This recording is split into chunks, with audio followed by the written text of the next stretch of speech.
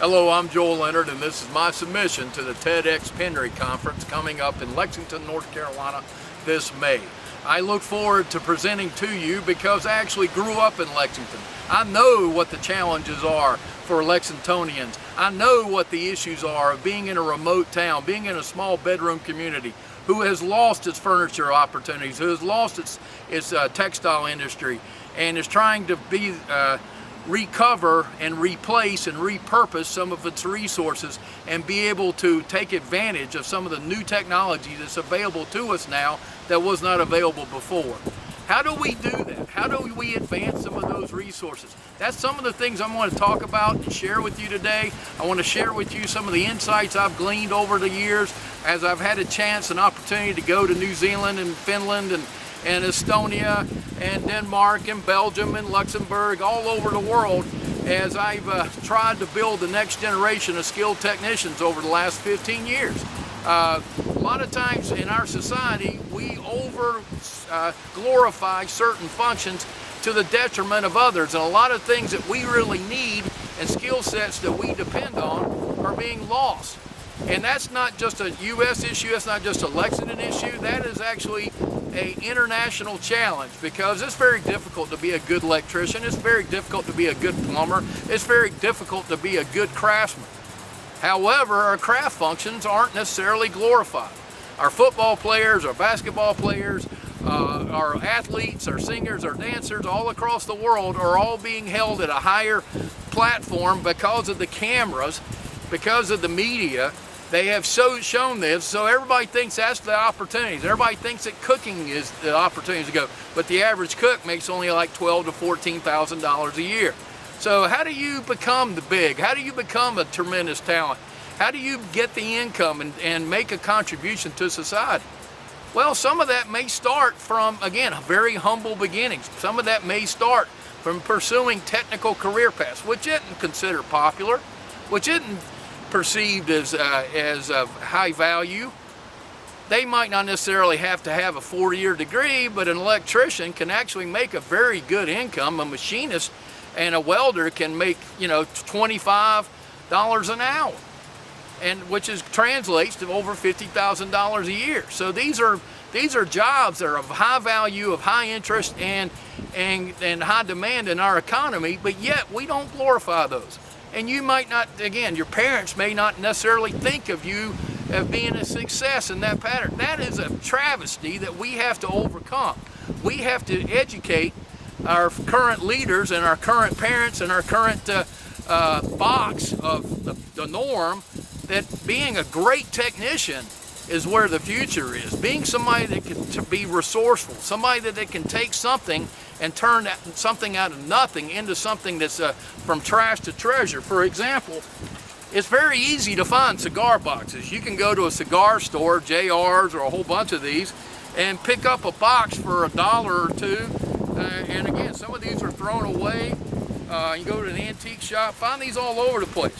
But if you know how and you take a class, you can actually learn how to turn this into a guitar and sell these for $150, $200. And this actually has an electric output in it and has a piezo chip. If I strung it up and hooked it up to an amp, I could actually play you some songs out of it. You also can, there's people out there. We have a lady that works with me at the Forge who's, again, one of our members who is a fashion designer. And she actually wants to expand her fashion from clothes to actually making accessories for both women and men. So she made these clever little, out of plywood, made bow ties with a laser engraver and then put the Forge logo. The Forge is a makerspace up in Greensboro, and I'm helping build that. That's a place where it's like a YMCA where you can actually make things. So we're actually trying to build the next generation of skilled technicians. We have to build intergenerational cross sharing that again circumvents our school systems. Our schools put people in the same age bracket, the same interest level, and puts them all in together and say, y'all go work on this curriculum. And that's great. But if we also supplement that with some free range activity where people from all different types of interest, all different types of skill sets, all different types of ages interact with each other we'll have additional knowledge and resource and skill sets generated from that. And again, that will enable us to get past the norm and being able to come up with unique solutions that we would never consider. So I hope that, again, that Lexingtonians continue to aspire, continue to create, continue to develop, and continue to strive for higher levels of performance. And again, don't just look at normal stereotypes or stigmas and let that hold you back.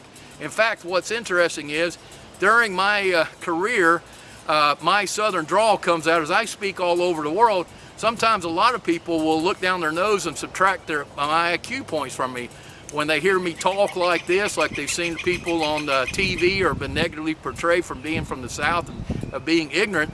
But when they hear I know what I'm talking about, then they add those back on. So overcoming stereotypes and stigmas can actually work to your advantage, where you'll actually, those people who add them back on will actually never forget me, will never, who come to me all the time, will never look down upon me anymore, and will give me options. I've gotten lots of jobs and lots of careers, options that I never would have ever thought about in other countries, because I, again, was willing to overcome the natural inertia of trying to stay close by. We've got to get out and move around and see other cultures, break past those barriers. Talk with people that you would normally never interact with. I've gotten some jobs where I got paid to help ex-offenders get career paths. I've gotten jobs where I've helped millionaires consult with them on what to do with their resources. So these things are available to us all if we go out and strive to do more and not just work within the box. Again, we got to turn trash into treasure if we're going to have a strong future. And Lexington has so much to offer. There's so many great people with golden hearts who have done so much for our world but don't get a lot of recognition for it. But they're tremendous people if you get to know them. And I'm sure that that all of you believe that and have that potential yourself, and we can be able to strive to make things better. Thank you so much. Is that enough?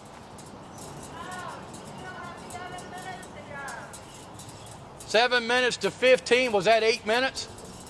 No, you have 7 minutes more to talk. Well, that's good enough to give them a sample. Okay.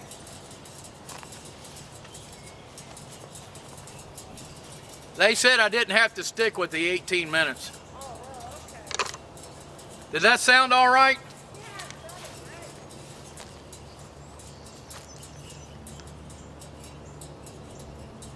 I might do another one and do a couple more takes before I turn it in.